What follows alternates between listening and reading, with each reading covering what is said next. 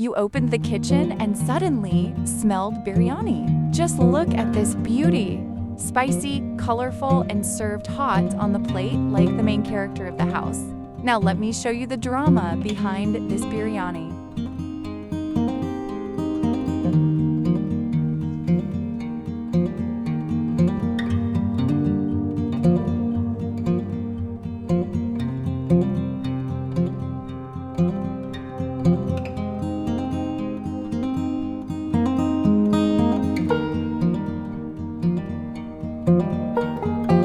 First, I marinated the chicken and let it rest for 2 hours.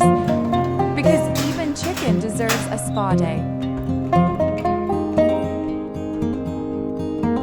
Then into the pan goes the oil and onions.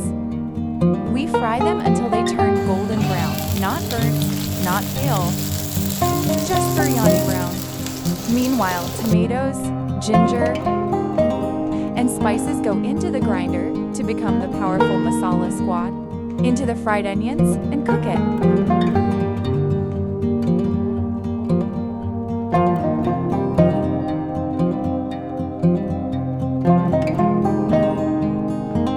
Next, I add chicken.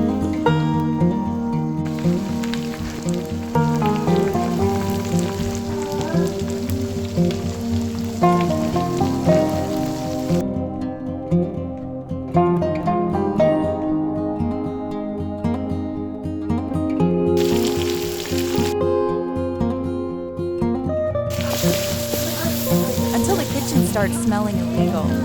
Then in goes the spicy tomato mixture. And suddenly everyone in the house starts appearing near the kitchen for no reason. After that, I add the boiled rice and a little food color for those aesthetic biryani vibes. Now the final plot twist, the marinated chicken goes right on top. Cover it, let it cook on dum, and let the magic happen.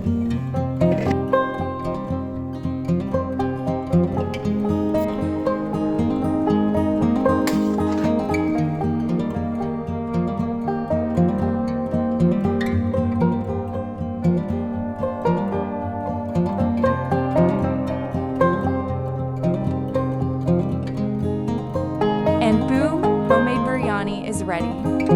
One plate is never enough.